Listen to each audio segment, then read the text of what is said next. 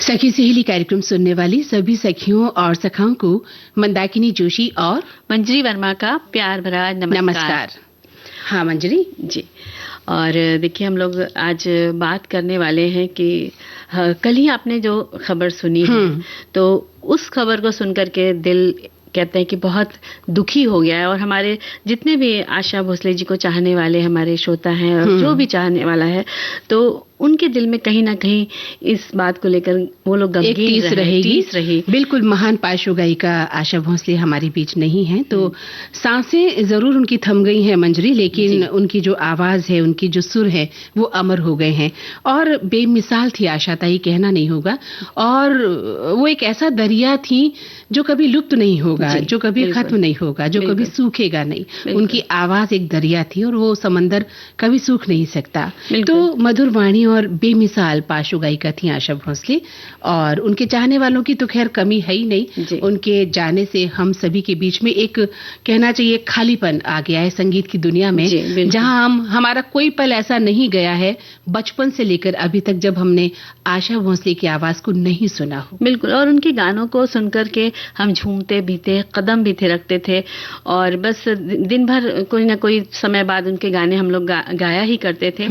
और आशा जी ने मंदाकिनी जी कई भाषाओं में गाने गाए हैं, मराठी, हिंदी, बंगला, तमिल, तेलुगु, कन्नड़, मलयालम, गुजराती, उड़िया और पंजाबी, भोजपुरी, नेपाली और बहुत सी भाषाओं में गाए हैं और बहुमुखी प्रतिमा की धनी थी आशा जी।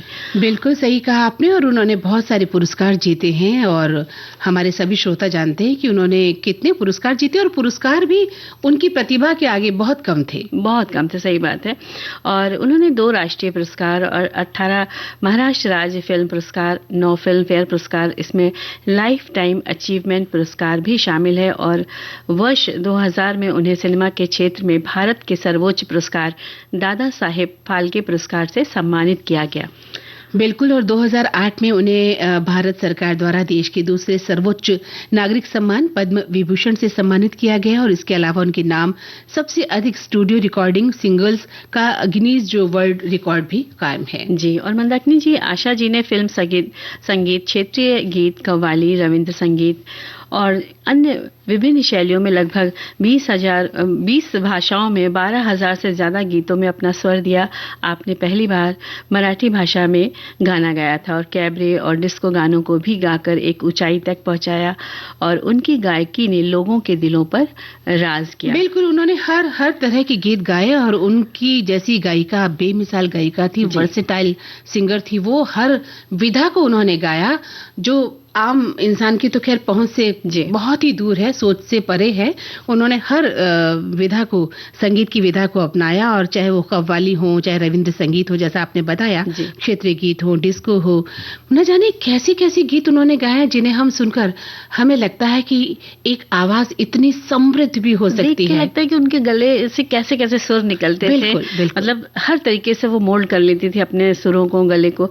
तो वो बहुत बड़ी खासियत है। और ऐसे नहीं वो प्रसिद्ध हुई, उन्होंने मेहनत भी बहुत करी है, अथक मेहनत करके। खैर महान बनना इतना आसान नहीं है और अथक प्रयास उनकी जिंदगी की अगर हम पढ़ लें कहानी तो पता चलता है कि किस तरह से संगीत का रियाज किया होगा, कितने अपमान सहे होंगे, कितनी मेहनत और मशक्कत के बाद ये पद मिला। और विविध भारती परिवार और हम सभी की तरफ से हम उन्हें भावभीनी श्रद्धांजलि, श्रद्धा सुमन बिल्कुल विविध भारती परिवार की ओर से और साथ ही सखी सहेली परिवार जो हमारा ये है, हम उन्हें जो है भावपूर्ण श्रद्धांजलि अर्पित कर रहे हैं और उन्हीं का गाया ये गीत सुनते हैं।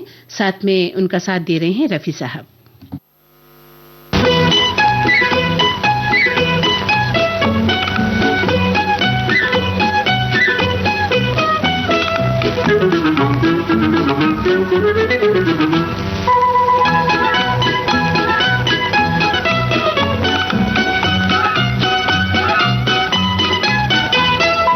देखो कसम से कहते हैं तुमसे, हाँ तुम भी जलोगे, हाथ मलोगे, रूठ के हमसे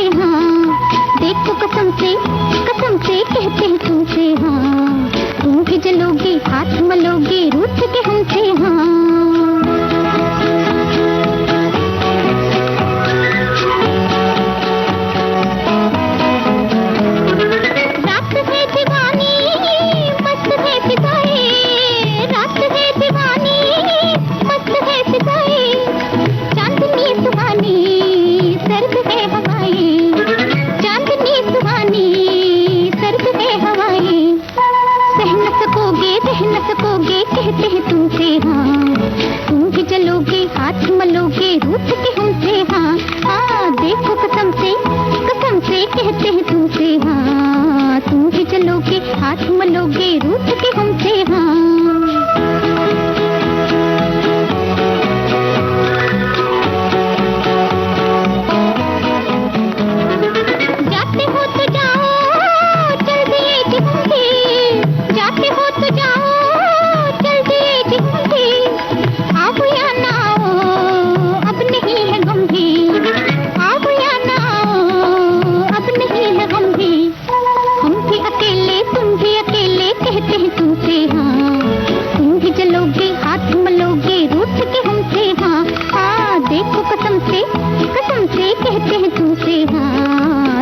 चलोगे हाथ मलोगे रूठ के हमसे, हाँ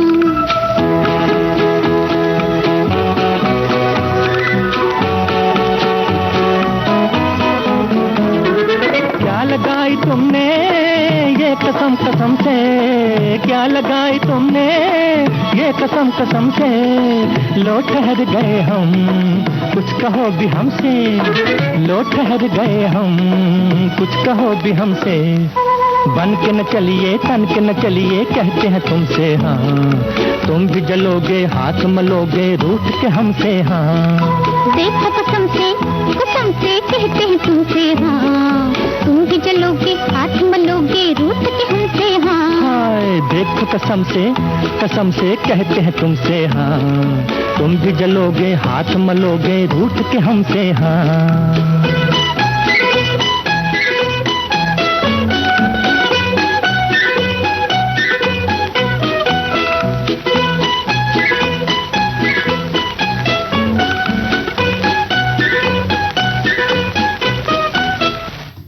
मंजरी, हमारे श्रोताओं ने भी जो है आशा भोसले जी को भावभीनी श्रद्धांजलि दी है अपने शब्दों के साथ। एक श्रोता लिखते हैं कि आपका जाना एक युग के समापन जैसा है। आपकी मधुर आवाज ने कई पीढ़ियों को भावनाओं से जोड़ा और आशा भोसले जी का संगीत और सिनेमा जगत में योगदान अतुलनीय रहा है। उनके जाने से भारतीय संगीत उद्योग को अपूरणीय क्षति हुई है और लता मंगेशकर जी के साथ मिलकर उन्होंने जिस स्वर्णिम युग का निर्माण किया उसके लिए उन्हें करोड़ों सलाम हैं। जी, और एक हमारे साथी लिखते हैं कि आशा भोसले ताई हमारे बीच शारीरिक रूप से हमारे बीच नहीं रही, ये जानकर बहुत दुख हुआ, परंतु आशा ताई हम संगीत प्रेमियों की यादों में युगों युगों तक उनकी मधुर मनमोहक आवाज हमेशा जिंदा रहेगी। प्रभु परमेश्वर के धाम में पास वापस जाना यही रीत है। हम इंसानों के लिए ये कड़वी सच्चाई है। विनम्र भावपूर्ण श्रद्धांजलि अर्पित करते हैं। जी बिल्कुल। और मंजरी, आज के क्या क्या कार्यक्रम है उनके बारे में हमारे श्रोता जानना चाहेंगे कि आज हम क्या क्या लेकर आए हैं अपने इस कार्यक्रम में। तो हम अपने साथियों को बता देते हैं कि आज के दिन हम प्रादेशिक व्यंजन की बात करते हैं, जिसमें राजस्थान के व्यंजन होंगे जो हम बताएंगे। केर सांगरी की सब्जी और पिटौरा की सब्जी। अरे और मंदाकिनी जी, हमारे सभी साथियों ने सखियों ने भी व्यंजन लिखकर भेजे हैं, तो हम उनको भी शामिल करेंगे। अच्छा, राजस्थान की व्यंजन हमारे सखियों ने भी लिखकर भेजे हैं, क्या बात है। और बचपन की दोस्त हमारी साइकिल जो हुआ करती थी, उसके बारे में आपके क्या अनुभव रहे, आपने कैसे चलाना सीखा, कब चलाना सीखा और क्या क्या आपके साथ साइकिल से गिरे पड़े, जो भी होती चीजें, तो वो किस्से भी हमारे श्रोताओं ने साझा किए कर सकते हैं। हाँ, मतलब आपको हम अपने किस्से शेयर करने हैं, हमसे साझा करने हैं कि बचपन में जब आप साइकिल चलाते थे, पापा की साइकिल, अपनी साइकिल, दीदी की साइकिल, तो गिर पड़ते होंगे। बहुत बार गिरे हैं हम भी, घुटनों पर बहुत चोट लगी है, तो किस तरह से क्या होता था वो यादें दोहराई और बहुत मजेदार किस्से होंगे जिंदगी के। बिल्कुल। और इसके साथ ही आज कथा सुधा का दिन है, तो हम आज कहानी सुनेंगे, सुखमय जीवन का भाग 2 सुनेंगे और बुजुर्गों की याददाश्त बढ़ाए मेमोरी गेम्स। तो इस पर भी हम चर्चा करेंगे कि हमारे जो बुजुर्ग हैं उनके लिए, उनकी याददाश्त को बढ़ाने के लिए हम किस तरह से उनका मनोरंजन कर सकते हैं गेम के द्वारा, खुद उनके साथ बैठकर हम खेलें, किस तरह से खेल सकते हैं। तो बिल्कुल सही कहा मंजरी आपने, क्योंकि जो मेमोरी गेम्स हैं वो बुजुर्गों के लिए दिमाग को सक्रिय रखने का एक आसान और प्रभावी तरीका है। तो जैसे जैसे उम्र बढ़ती है हमारी भूलने की समस्या जो है वो आम हो जाती है, तो नियमित मानसिक अभ्यास से इसे काफी हद तक हम सुधार भी सकते हैं। बिल्कुल।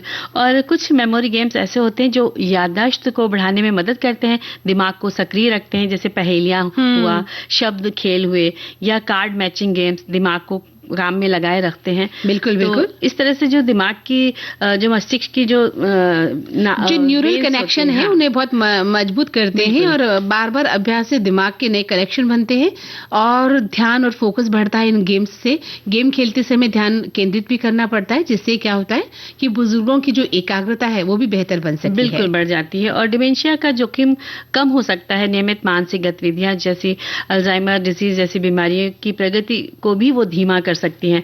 और बुजुर्गों के लिए कुछ अच्छे मेमोरी गेम्स जैसे पजल गेम्स होते हैं, जिंगल पजल होता है, सुडोकू जो हमारे बहुत साथी सखियां खेलती भी हैं, कार्ड मैचिंग गेम्स होता है जिसमें तस्वीर या नंबर मिलाना है, या शब्द खेल, क्रॉसवर्ड या वर्ड सर्च, इस तरह के जो गेम होते हैं। सुबह सुबह आपने देखा होगा मंदाकिनी जी कि पेपर में निकलते हैं जब तो शब्द पहेली वगैरह तो हमारे वर्ग पहेली के रूप से आते हैं और उन्हें हम भरते हैं, दिमाग पर बहुत जोर लगाते हैं कि क्या शब्द जुड़ेगा, लेकिन और बहुत से लोग लगातार भरते हैं और हमारे जो बड़े लोग हैं वो लोग करते देखे गए सुबह सुबह पेन लेके पेंसिल लेकर करते हैं। तो और उनकी जो शब्दावली इतनी समृद्ध हो जाती है उसको भरते भरते कि आप दिमाग को यूज में लाते हैं और जब आपका दिमाग भी जो है मजबूत हो जाता है। और इन सब बातों को करने का एक ये भी जरिया है कि मतलब हम ध्यान दिलाना चाहते हैं कि अपने घर में जो भी हमारे बुजुर्ग हैं उनके साथ हम बैठे बातें करें, उनके पुराने अनुभव सुने, उनके किस्से सुने, कहानियां सुने और उनको क्या पसंद है क्या नहीं पसंद है, और उनके जो दोस्त हैं उनको बुलाएं, अगर बिछड़ गए तो उनको कैसे भी करके ढूंढ के बुलाएं, एक पार्टी जैसा आयोजन करें जिससे कि उनका इनसे भी ज्यादा मनोरंजन हो। क्योंकि देखिए ये बात आपका कहना सही है कि ये जो गेम्स हैं वो तो जरूरी हैं, लेकिन 24 घंटे वो नहीं खेलना चाहिए। बुजुर्ग हैं और उन्हें हम उनके दोस्तों से मिलवा सकते हैं, उन्हें बाहर घुमा सकते हैं, वॉक पर ले जा सकते हैं, छोटी छोटी पिकनिक पर उनको ले जा सकते हैं, जैसे भी संभव हो सकता है। तो उनका जो है दिमाग भी दुरुस्त होगा क्योंकि बाहर की रौनक देखेंगे, मौसम का बदलाव देखेंगे, सब कुछ देखेंगे, प्रकृति के बीच में रहेंगे तो उन्हें और अच्छा लगेगा। और तो उनको जो मनपसंद गाने हैं उनके वो आप उनको सुनवाएं और साथ में जो वो संगीत प्रेमी है और जो उनको अगर कोई पुरानी फिल्म देखने का मन है जो कभी उन्होंने देखी थी उन्हें वापस याद आ रही है तो वापस आप उस फिल्म को लगाएं, उनके साथ बैठकर एंजॉय करें, कुछ चटपटी चीजें उनके पसंद की चीजें बना के रखें। तो ऐसा नहीं सोचना है कि वो बुजुर्ग हैं तो उन्हें तो अब चटपटा खाना देना ही नहीं है। अगर कभी ऐसा मौका मिल जाए तो आप उन्हें थोड़ा सा उनकी पसंद का खाना दे सकते हैं। और साथ ही एक बात और है मंजरी, इन सबसे बड़ी बात एक है कि उनके अनुभव सुने। उनके अनुभव सुनकर हम अपनी जिंदगी को बेहतर बना सकते हैं। जब वो अपने अनुभव हमें बताएंगे ना तो उन्हें भी अच्छा लगेगा कि हमारे सामने बैठा हमारा बच्चा या हमारा पोता, हमारा नाती हमसे हमारे अनुभव पूछ रहा है, तो उन्हें भी पुरानी याद खंगालने का मौका मिलेगा और आपको उनको सुनकर क्या मिलेगा ये आप समझ सकते हैं। और जब परिवार के लोग एक साथ बैठते हैं, सारे रिश्ते एक साथ बैठते हैं तो उसका जो माहौल होता है वो बहुत ही अलग होता है। सब हंसी करते हैं, ठहाके लगाते हैं। तो जो हमारे जो बड़े हैं, उन बुजुर्ग हैं, उनकी आंखों में जो चमक आती है उस माहौल को देख के कि बहू भी गा रही है, बेटा भी गा रहा है, बेटी भी गा रही है, चाची काकी सभी इंजॉय कर रहे हैं, तो वो एक अलग सा दृश्य लेकिन होता अब क्या है कि ये दुनिया भी काल्पनिक हो गई है मंजरी। जो आप जिस दुनिया की बात कर रही है, बड़े शहरों में तो खासतौर से ऐसा माहौल देखने को नहीं मिलता क्योंकि छोटी छोटी फैमिली है और अपना बच्चा अपना परिवार वाली स्थिति हो गई है। बुजुर्ग दंपतियां अकेले रह रही हैं। आप सोचिए उनकी स्थिति क्या होती होगी जब उनको कोई बोलने वाला नहीं मिलता होगा, पड़ोस में बीमार होने पर कोई देखने वाला नहीं मिलता होगा, डॉक्टर के पास ले जाने वाला नहीं मिलता होगा, तो वो क्या करते होंगे। ये तो बड़ा सोचनीय विषय है। लेकिन हाँ, छोटे शहरों में अभी भी ये परंपरा कायम है जहाँ भरा पूरा परिवार होता है, सब मिलजुल कर एक दूसरे को सपोर्ट करते हैं। तो चलिए गीत सुनते हैं, फिर हम इस पर फिर बातें करते हैं। चलिए।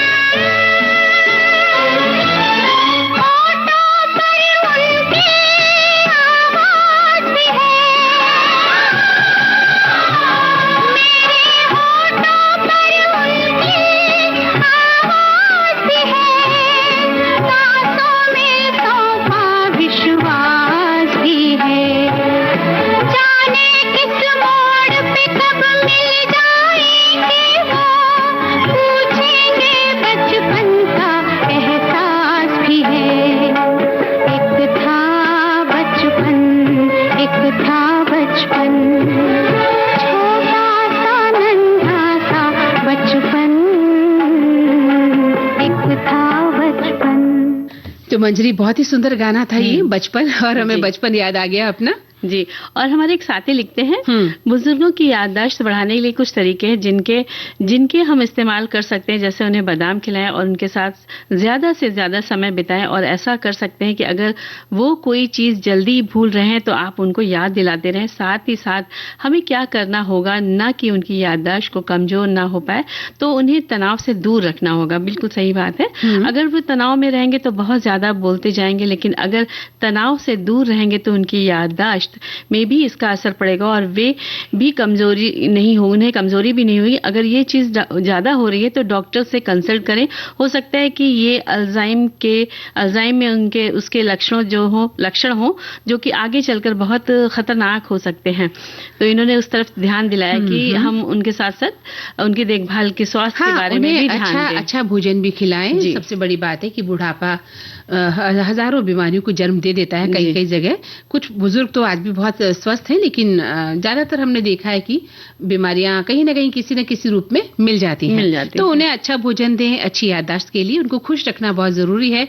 आपने उनको तनाव में रख दिया और फिर आप उनको अच्छा भोजन भी दे रहे हैं, उससे कोई मतलब नहीं। बल्कि मुझे लगता है कि उस उम्र में ही क्यों, हर उम्र में, हर पहले से ही वैसे तो मंजरी घर का हर सदस्य एक दूसरे को खुश रखे, ये तो जरूरी है, लेकिन होता नहीं है ना, ऐसा होता नहीं है। घर में तनाव होते ही हैं और कहीं ना कहीं विचार विभेद जो भी हैं ये चीजें चलती हैं, लेकिन इन चीजों से ऊपर उठकर हमें जीना पड़ता है ना घर परिवार में।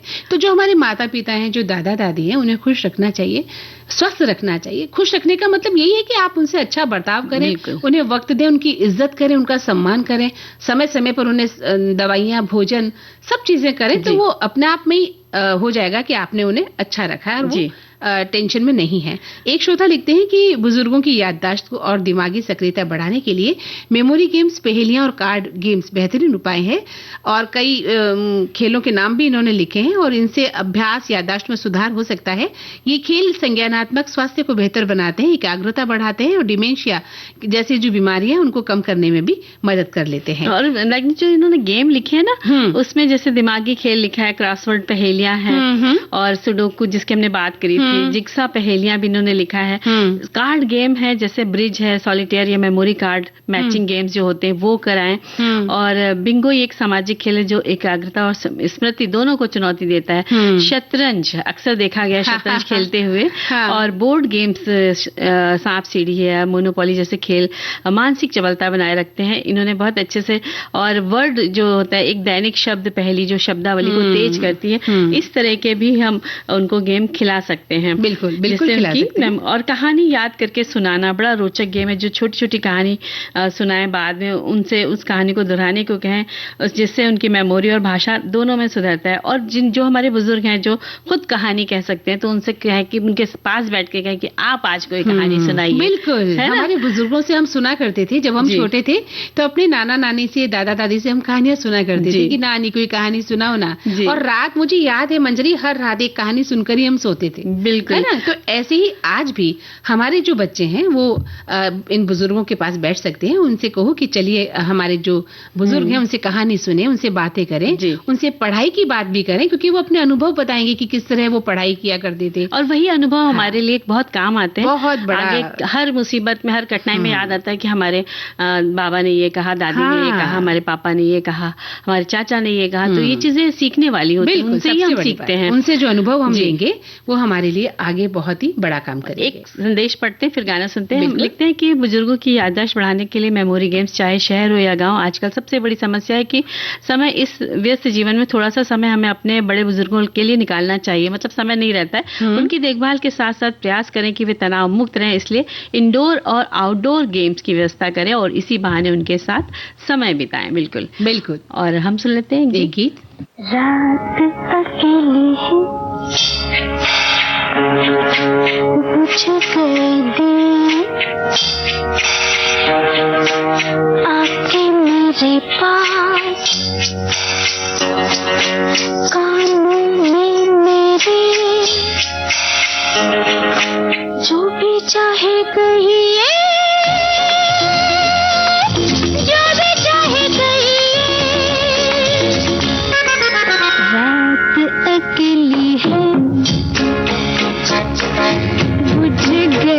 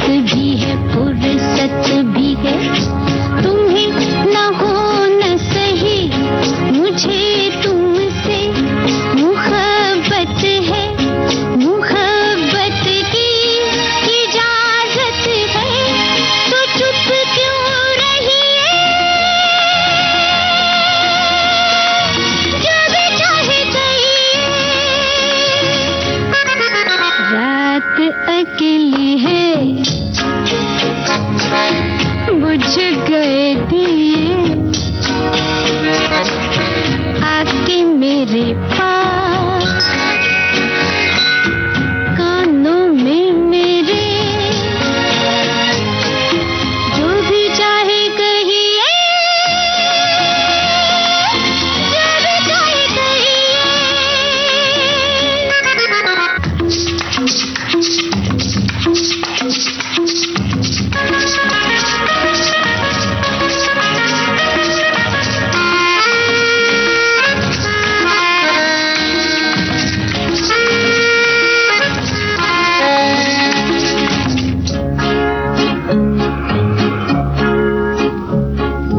सवाल बनी हुई दबी दबी उलझन सीनों में है, जवाब देना था तो डूबे हो पसीनों में।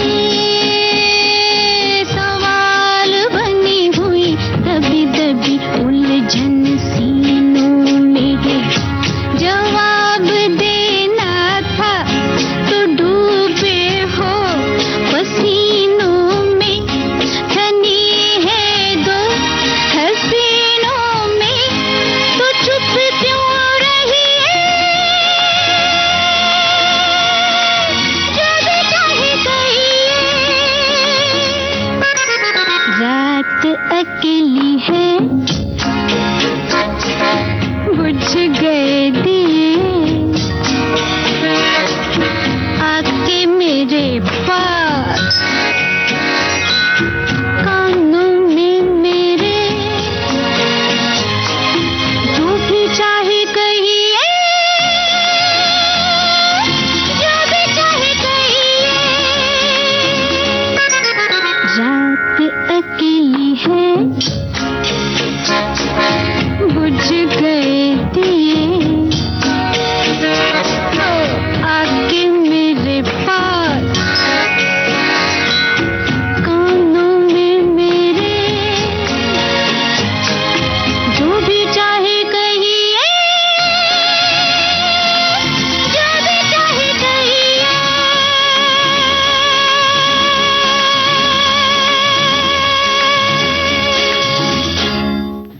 और मंजरी, अब जी। वक्त है एक अंतराल का।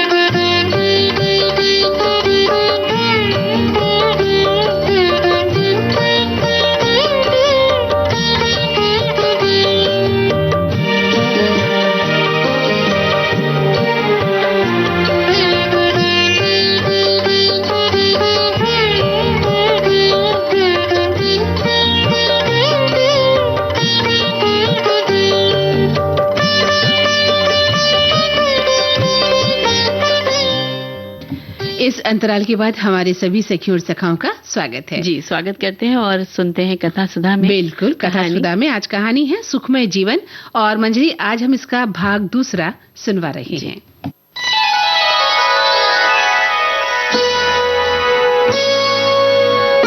कथा सुधा, भाव भरी कहानियों का सागर, जिसकी लहरें कभी मुस्कुराहट सजाएंगी तो कभी आंखें नम कर जाएंगी।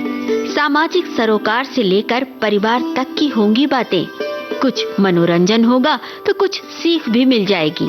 हर बार नई अनसुनी कहानी की अलग अंदाज में होगी बयानी।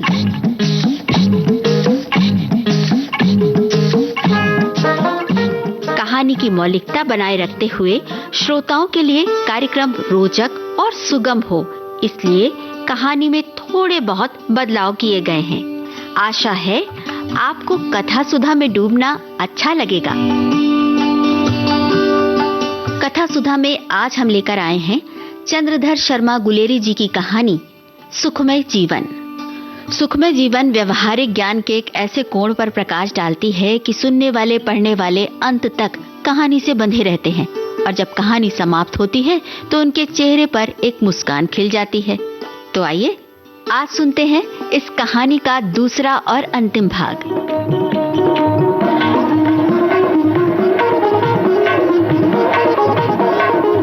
जयदेव ने LLB की परीक्षा दी है और परिणाम का इंतजार कर रहा है। तरह तरह के विचारों से सिर घूमने लगता है तो वो अपनी साइकिल उठाकर खेतों की हवा खाने निकल पड़ता है। 3-4 मील जाने के बाद उसे शांति मिलती है, तभी अचानक बाइसिकल की फूंक निकल जाती है, यानी बाइसिकल पंचर हो जाती है।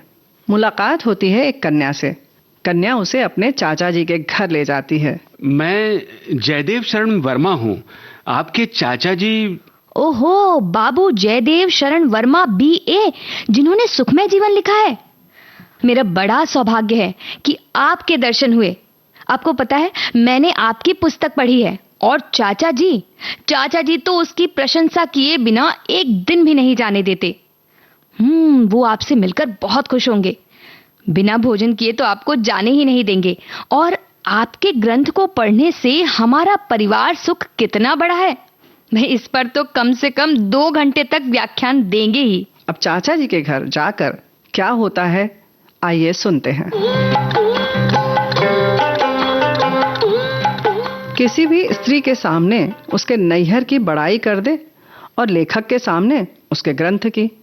ये प्रिय बनने का अमोघ मंत्र है।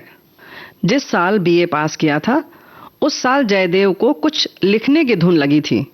लॉ कॉलेज के फर्स्ट ईयर में सेक्शन और कोड की परवाह न करके एक सुखमय जीवन नाम की पोथी लिख चुका था। समालोचकों ने आड़े हाथों लिया था और वर्ष भर में 17 प्रतियां बिकी थीं। आज बड़ी कदर हुई कि कोई उसका सराहने वाला तो मिला। इतने में जयदेव और कमला बरामदे में पहुंचे, जहां पर कंटोप पहने दाढ़ी रखे एक अधेड़ महाशय कुर्सी पर बैठे पुस्तक पढ़ रहे थे।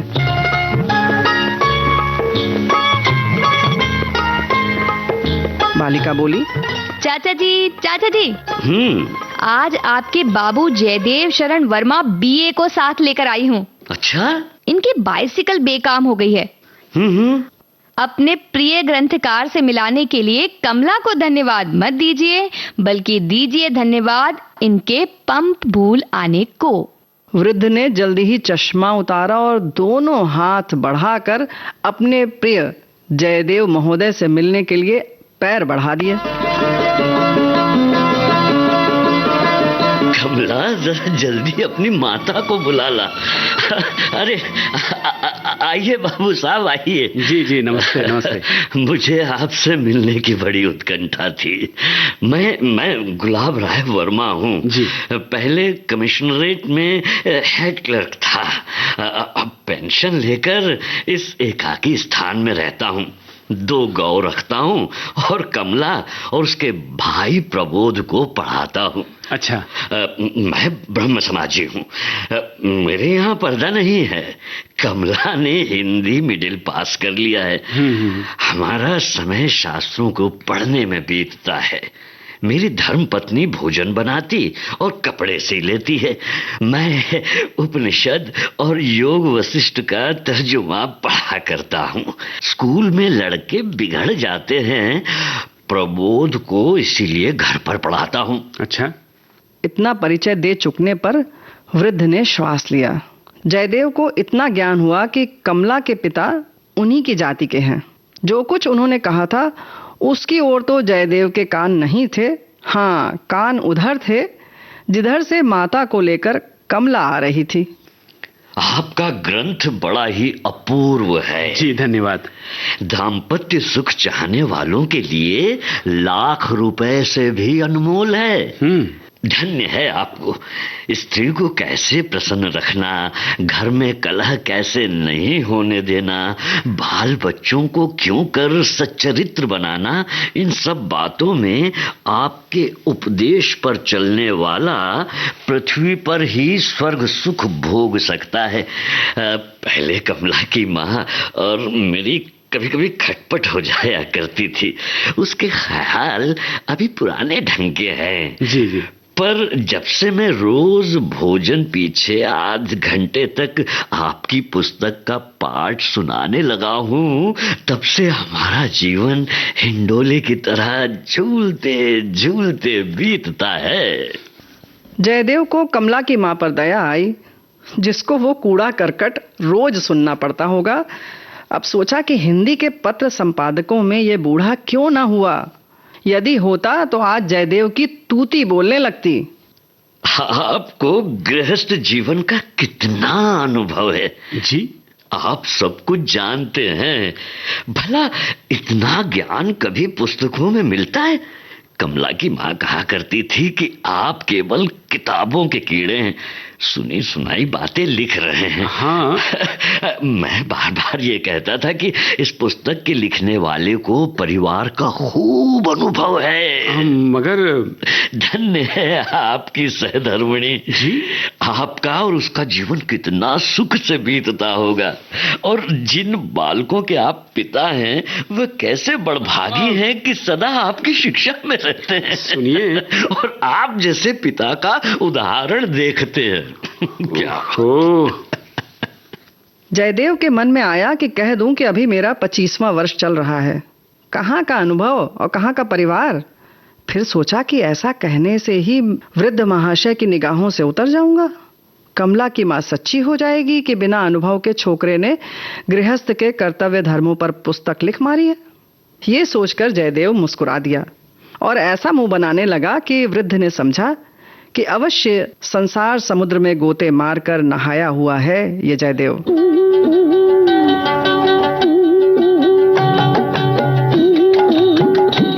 वृद्ध ने उस दिन जयदेव को जाने नहीं दिया। कमला की माता ने प्रीति के साथ भोजन कराया और कमला ने पान ला कर दिया। न अब काला नगर की मलाई की बर्फ याद आ रही थी, न सन के मित्र की। चाचा जी की बातों में ही फी सैकड़े 70 तो जयदेव की पुस्तक और उनके रामबाण लाभों की प्रशंसा थी, जिसको सुनते सुनते जयदेव के कान दुख गए। फी सैकड़े 25 वो जयदेव की प्रशंसा और पति जीवन पितृजीवन की महिमा गा रहे थे। काम की बात बस 20वां हिस्सा थी, जिससे मालूम पड़ा कि अभी कमला का विवाह नहीं हुआ है। उसे अपने फूलों की क्यारियों को संभालने का बड़ा प्रेम है। सखी के नाम से महिला मनोहर मासिक पत्र में लेख भी लिख दिया करती है। सायकाल को जयदेव बगीचे में टहलने निकला। देखता क्या है, एक कोने में केले के झाड़ों के नीचे मोतिये और रजनीगंधा की क्यारियां हैं और कमला उसमें पानी दे रही है। सोचा कि यही समय है, आज मरना है या जीना है। उसको देखते ही जयदेव के हृदय में प्रेम की अग्नि जल उठी और दिन भर वहां रहने से वो धधकने लग गई थी। 2 ही पहर में जयदेव बालक से युवा हो गया था। अंग्रेजी महाकाव्यों में, प्रेममय उपन्यासों में और कोर्स के संस्कृत नाटकों में जहां जहां प्रेमिका प्रेमी का वार्तालाप पढ़ा था, वहां वहां का दृश्य स्मरण करके वहां वहां के वाक्यों को घोंक रहा था। पर यह निश्चय नहीं कर सका कि इतने थोड़े परिचय पर बात कैसे करनी चाहिए। अंत में अंग्रेजी पढ़ने वाले की धृष्टता ने आर्य कुमार की शालीनता पर विजय पाई और चपलता कहिए, बेसमझी कहिए, ढीठपन कहिए, पागलपन कहिए, दौड़कर कमला का हाथ पकड़ लिया। उसके चेहरे पर सुर्खी दौड़ गई। डोलची उसके हाथ से गिर पड़ी और जयदेव ने उसके कान में कहा, आपसे एक बात कहनी है। क्या? यहाँ भला कहने की कौन सी बात है? जब से आपको देखा है तब से। बस चुप करो, ऐसी धृष्टता। अब वचन प्रवाह उमड़ चुका था। जयदेव स्वयं नहीं जानता था कि वो क्या कर रहा है, पर लगा बकने। सुनिए तो। प्यारी कमला, तुम मुझे प्राणों से बढ़कर हो। प्यारी कमला, मुझे अपना भ्रमर बनने दो। मेरा जीवन तुम्हारे बिना मरुस्थल है, उसमें मंदाकिनी बनकर बहो। मेरे जलते हुए हृदय में अमृत की पट्टी बन जाओ। जब से तुम्हें देखा है, मेरा मन मेरे अधीन नहीं है। मैं तब तक शांति न पाऊंगा जब तक तुम... आपको ऐसी बातें कहते लज्जा नहीं आती? धिक्कार है आपकी शिक्षा को, धिक्कार है आपकी विद्या को। इसी को आपने सभ्यता मान रखा है कि किसी अपरिचित कुमारी से एकांत ढूंढकर ऐसा घृणित प्रस्ताव करे? तुम्हारा ये साहस कैसे हो गया? तुमने मुझे क्या समझ रखा है? सुखमय जीवन का लेखक और ऐसा घृणित चरित्र? चुल्लू भर पानी में डूब मरो, अपना काला मुंह मत दिखाओ। अभी अभी चाचा जी को बुलाती हूँ। जयदेव बस सुनता जा रहा था। सोचने लगा, क्या मैं स्वप्न देख रहा हूं? ये अग्निवर्षा किस अपराध पर? तो फिर जयदेव ने भी हाथ नहीं छोड़ा। कहा, सुनो कमला, यदि तुम्हारी कृपा हो जाए तो सुखमय जीवन... देखा तेरा सुखमय जीवन जी? आस्तीन के सांप पापात्मा, मैंने साहित्य सेवी जानकर और ऐसे उच्च विचारों का लेखक समझकर तुझे अपने घर में घुसने दिया और तेरा विश्वास और सत्कार किया। प्रच्छन्न पापिन, वक्दंभिक, बिडाल वर्तक, मैंने तेरी सारी बातें सुन ली है। चाचा जी आकर लाल लाल आंखें दिखाकर क्रोध से कांपते हुए कहने लगे, शैतान, तुझे यहाँ आकर माया जाल फैलाने का स्थान मिला। उफ, मैं तेरी पुस्तक से चला गया। पवित्र जीवन की प्रशंसा में फॉर्मों के फॉर्म काले करने वाले तेरा ऐसा हृदय जी? कपटी विष के घड़े। उनका धारा प्रवाह बंद ही नहीं होता था। पर कमला की गालियां और थीं और चाचा जी की और।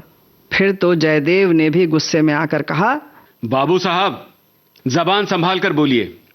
आपने अपनी कन्या को शिक्षा दी है और सभ्यता सिखाई है।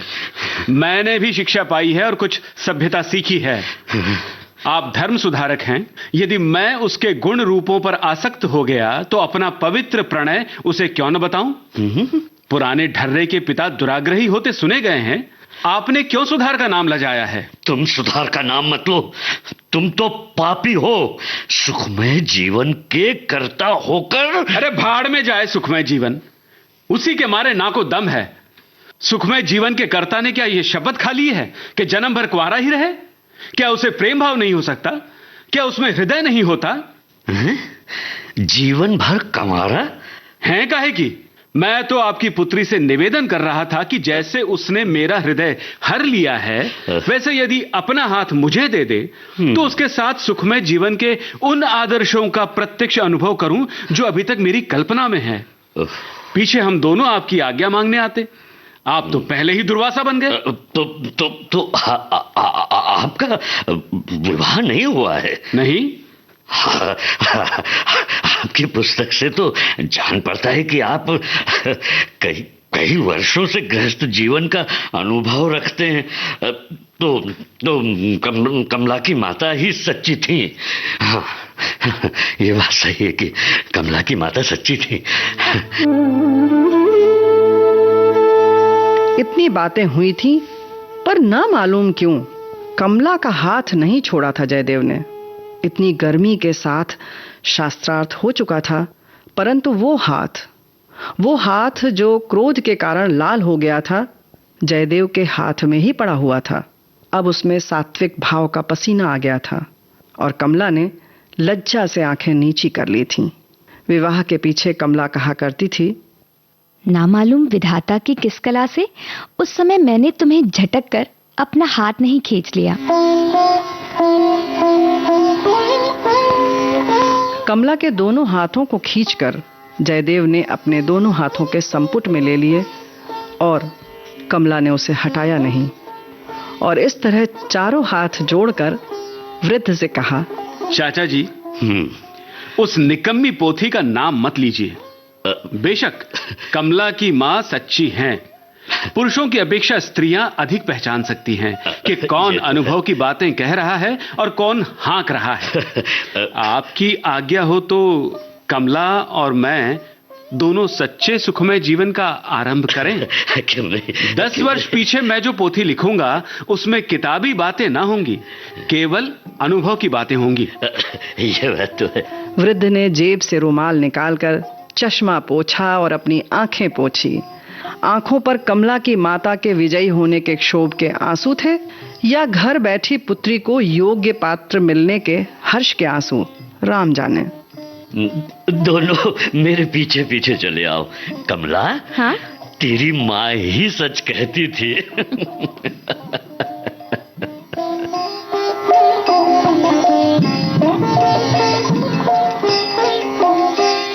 वृद्ध बंगले की ओर चलने लगे। उनकी पीठ फिरते ही कमला ने आंखें मूंद कर जयदेव के कंधे पर सिर रख दिया।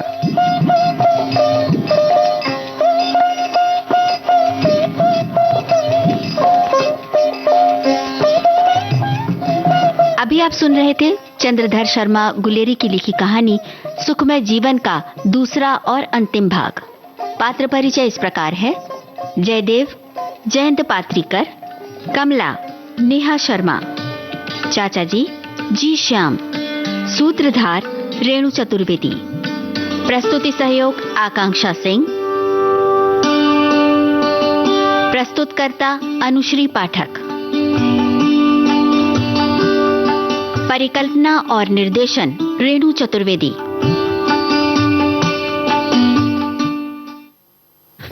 हाँ तो मंजरी, देखिए अब हमारे साथियों ने साइकिल के ऊपर बहुत सारी बातें लिखकर भेजी हैं। हमारे साथी लिखते हैं कि तब घर में एक ही साइकिल हुआ करती थी, बाद में फिर एक नई साइकिल खरीदी गई थी। भैया साइकिल चलाना सीख गया था पर मैं नहीं जानती थी। वही मुझे साइकिल दोपहर में सिखाता था। मैदान पर एक दिन बुरी तरह चेन में अंगूठा फंसा और चोटिल हो गया। घर में बहुत डांट पड़ी और स्कूल में भी पड़ी। नानी बोली हाथ पैर टूट जाएगा, तो जबकि दोनों हाथ टूट चुका था तो कोई शादी नहीं करेगा। बिल्कुल ऐसी बातें कही जाती थी। अब पता नहीं उस समय शादी ना होने का डर या कौन सी डर था कि साइकिल चलाने की कोशिश नहीं की। वाकई में अगर एक बार कोई डरा देता है तो फिर हिम्मत जवाब दे जाती है। वही एक श्रोता लिखते हैं कि बचपन की दोस्त साइकिल केवल दो पहियों की सवारी नहीं बल्कि आजादी, रोमांच और बेफिक्री का प्रतीक है। ये हवा से बातें करने, बिना मंजिल के घूमने, कैंची मारकर चलाने और पहली बार बैलेंस सीखने के सुनहरे यादों से जुड़ी है। ये वो साथी थी जो घुटने छिलने के बावजूद मुस्कुराना सिखाती थी और दोस्तों के साथ शाम की महफिल जमाती थी। साइकिल से जुड़ी यादें, सीखने का रोमांच तब साइकिल घर के बड़ों की होती थी जो हमारी कद से बहुत ऊंची होती थी और कैंची चलाकर या सीट के नीचे से पैर डालकर सीखी जाती थी। बेफिक्र सफर, साइकिल में ब्रेक या घंटी न होने पर भी बेधड़क चलाना और दोस्तों के साथ गलियों में रेस लगाना। दोस्ती और सहारे के लिए भी ये प्रसिद्ध थी। पीछे दोस्त का सपोर्ट और बैलेंस बनाते हुए पहली बार पैडल मारना जो आत्मविश्वास सिखाता था, और साइकिल चलाना यानी हवा से दोस्ती करना और बिना किसी मंजिल की चिंता किए घूमना फिरना। और एक साथी लिखते हैं कि बचपन हर गम से बेगाना होता है और साइकिल की बात तो हो तब गम और भी सुहाना हो जाता है। घर में हम बच्चे अनेक और साइकिल सिर्फ एक हुआ करती थी। वो भी बड़ी सीखने में बड़ी असुविधा होती थी और मौका भी कम मिलता था। हम सभी बच्चे मेहमानों से गिफ्ट में मिले 50 पैसा या 1 रुपया जो भी उन दिनों बड़ा हुआ करता था उसे बचाकर रखते थे। उसमें से किराए पर छोटी साइकिल लेकर सीखने खुले मैदान में चले जाते थे। उन दिनों 1 घंटे का किराया 8 आना हुआ करता था।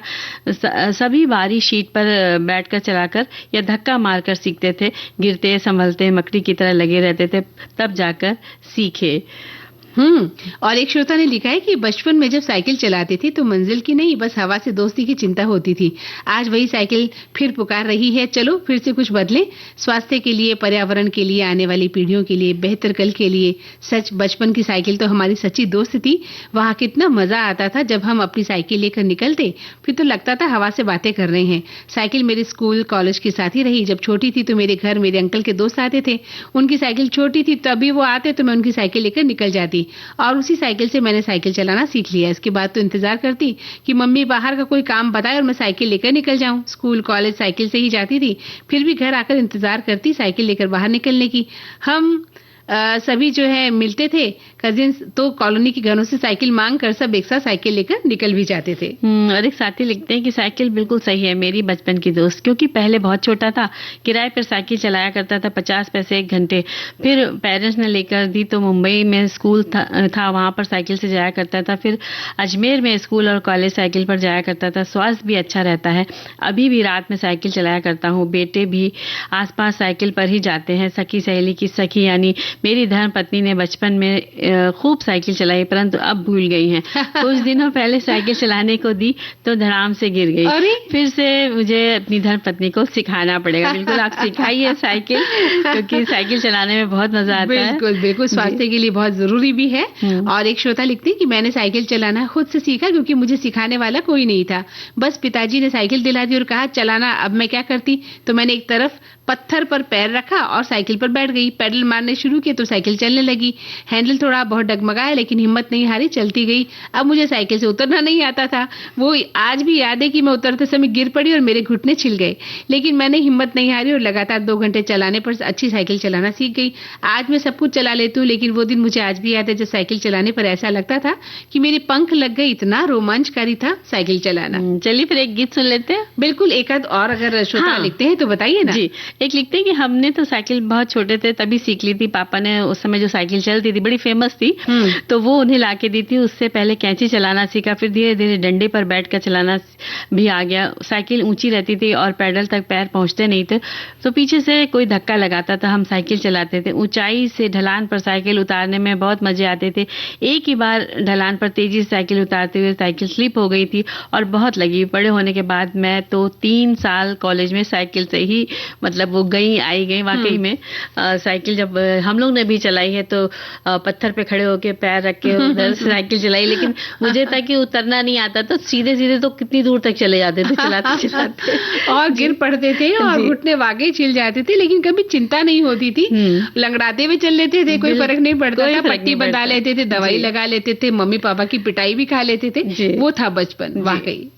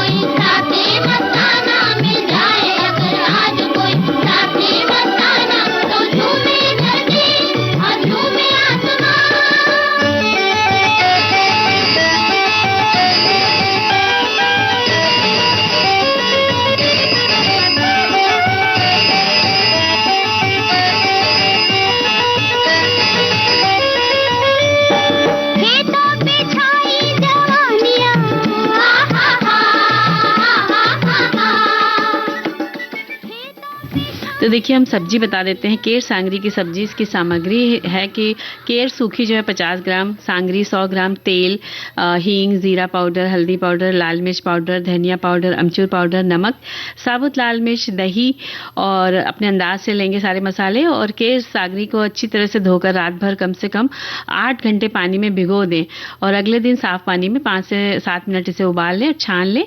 और कढ़ाई में तड़के के लिए आप तेल गरम करें, उसमें हींग, जीरा, साबुत लाल मिर्च डालकर भर भूने और जो मसाले हमने बताए थे हल्दी, लाल मिर्च, धनिया पाउडर वो डालें और तुरंत पानी डाल दें ताकि मसाले जरे नहीं। अब केर सांगरी इसमें डाल के मिलाइए और इसमें आप दही डाल सकते हैं और खट्टापन चाहते हैं तो अपनी दही जो 2-3 मिनट तक के लिए आप इसको डाल के पकाइए। नमक, अमचूर डालिए, धीमी आंच पर 10 से 15 मिनट तक पकाएं और जब ये सूख जाए तो अच्छी तरह से मसालेदार हो जाए तब आप इसको तैयार, आपकी सब्जी तैयार हो जाएगी। इसको परोसने के लिए आप इसको बाजरे की रोटी, मिस्सी रोटी या आप साधारण गेहूं की रोटी के साथ भी आप खा सकते हैं। हाँ, बिल्कुल खा सकते हैं, लेकिन यहाँ एक मैं बात बताना चाहूंगी कि इस सब्जी में हम पानी नहीं डालते हैं, तेल में बनती है सब्जी, क्योंकि पहले सब्जी को भिगोने के बाद उबाल लिया जाता है राजस्थान में। और ये हर शादी विवाह में ये सब्जी बनती है और कई दिन चल लेती है, खराब नहीं होती है। गर्मी के इस मौसम में भी सब्जी को कई दिन रख सकते हैं। और अब जो हम बताना चाहते हैं पिटौरा बनाना, जैसे लोकल भाषा में कहते हैं पतौड़ बनाना, ठीक है। तो एक बर्तन में बेसन, दही, हल्दी, लाल मिर्च और नमक मिलाएं, थोड़ा थोड़ा पानी डालकर गाढ़ा घोल तैयार करना है, जैसे कि ढोकला का बैटर हम तैयार करते हैं। इस घोल को धीमी आंच पर लगातार चलाते हुए जब तक कि गाढ़ा होने पर जमने लायक न हो जाए तब तक इसे चलाना होता है। अब इसे किसी चिकनी थाली में फैलाकर ठंडा कर देते हैं। जमने के बाद इसके छोटे छोटे टुकड़े बर्फी की तरह काट लेते हैं, जैसे नारियल की बर्फी होती है ना, उस आकार में इसको काट लेते हैं। फिर इसकी सब्जी बनाने के लिए ग्रेवी बनाते हैं। कढ़ाई में तेल गरम करते हैं, हींग और जीरा डालते हैं, अदरक लहसुन पेस्ट डालकर इसे भूनते हैं और हल्दी, लाल मिर्च और धनिया पाउडर डालकर थोड़ा पानी डालते हैं। फेंटा हुआ दही डालते हैं और धीमी आंच पर इसको चलाते हैं ताकि दही जो है फटे नहीं। और जब ग्रेवी गाढ़ी हो जाती है तब इसके टुकड़े डाल देते हैं। 5-7 मिनट पकाते हैं और मसाले में अच्छी तरह से पक जाता है। और कुल मिलाकर गरम गरम जो सब्जी है उसे हम जब चावल या रोटी के साथ परोसते हैं तो बहुत ही स्वादिष्ट लगती है। तो बस ठीक है, आज यही कहते हैं कि सब लोग स्वाद लीजिए सब्जियों का और हम लोग फिर मिलेंगे क्योंकि प्रोग्राम खत्म होने का समय आ चुका है। तो सभी को मंजरी वर्मा और मंदाकिनी जोशी का नमस्कार।